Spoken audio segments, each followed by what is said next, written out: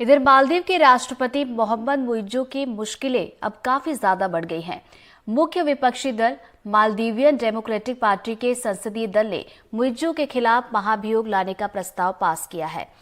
विपक्षी दल मुइज्जो के भारत विरोधी रुख से नाराज है। इससे पहले संसद में जब राष्ट्रपति की कैबिनेट को मंजूरी देने की कार्यवाही चल रही थी तो सत्तारूढ़ गठबंधन को विपक्षी दलों के भारी विरोध का सामना करना पड़ा। संसद में लात घूंसे तक चले।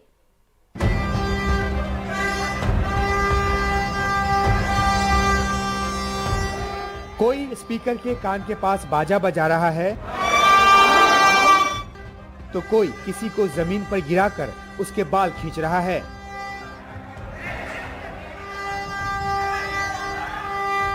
ये दृश्य है मालदीव्स की संसद पीपुल्स मजलिस के। यहाँ मुइज्जो के सत्ताधारी गठबंधन को विपक्ष के भारी विरोध का सामना करना पड़ रहा है।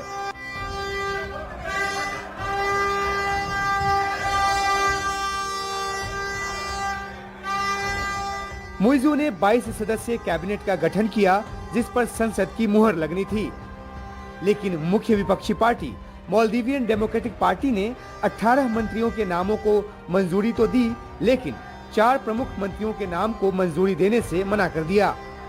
एक और विपक्षी पार्टी डेमोक्रेट्स ने विदेश मंत्री मूसा जमीर सहित 3 और मंत्रियों के नामों पर विरोध जताया। 87 सदस्यों वाली संसद में इन दोनों पार्टियों के 56 सांसद हैं। इनकी मंजूरी के बिना कैबिनेट पर मुहर मुमकिन नहीं है। मामला हाथ से निकलता देखकर राष्ट्रपति मुइज्जो की प्रोग्रेसिव पार्टी ऑफ मालदीव्स और उसकी सहयोगी पीपुल्स नेशनल कांग्रेस के सांसदों ने संसद की कार्यवाही ठप करने की कोशिश की। वे स्पीकर की तरफ बढ़े, जिनको विपक्षी दल के सांसदों ने रोका और मामला हाथापाई तक चला गया।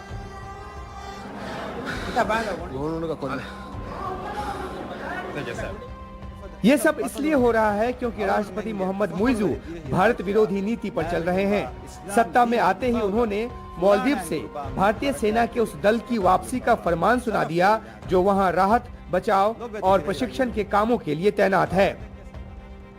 इससे वहां राहत और बचाव कार्य में मुश्किल आनी शुरू हो गई है। मुइज्जो ने भारत के साथ हाइड्रोग्राफी समझौते का भी नवीनीकरण नहीं किया है। विपक्षी दलों को ये नागवार गुजर रहा है। उनका कहना है कि विकास में साझीदार रहे एक बहुत ही अहम देश को मालदीव से दूर करने की ये नीति सही नहीं है और इससे मालदीव को नुकसान होगा। मुइज्जो ने खुले तौर पर चीन समर्थक नीति अपनाई है। राष्ट्रपति बनने के बाद पहला दौरा भारत का न करके वे चीन गए। 22 समझौते किए और चीनी पोत को माले आने की इजाजत भी दी गई है। इन सब बातों को लेकर वे घर में ही घिर गए हैं। विपक्ष को मुइज्जो की चीन से नजदीकी पसंद नहीं आ रही। राष्ट्रपति बनने से पहले मुइज्जो माले के मेयर थे। उनके बाद मेयर सीट खाली हुई, लेकिन उस पर हुए चुनाव में उनकी पार्टी का उम्मीदवार बुरी तरह हार गया। इसे भी मुइज्जो की भारत विरोधी नीति का नतीजा माना गया। पीएम मोदी के लक्षद्वीप दौरे के बाद मुइज्जो के मंत्रियों ने जिस तरह से आपत्तिजनक पोस्ट्स लिखे, उसे लेकर भी मुइज्जो का भारी विरोध हो चुका है। उन्हें 3 मंत्रियों को निलंबित करना पड़ा। पूर्व राष्ट्रपति मोहम्मद नशीद और इब्राहिम मोहम्मद सालिह से लेकर संयुक्त राष्ट्र महासभा के अध्यक्ष रह चुके मालदीव्स के नेता अब्दुल्ला शाहिद तक राष्ट्रपति मुइज्जो की नीतियों की कड़ी आलोचना कर चुके हैं।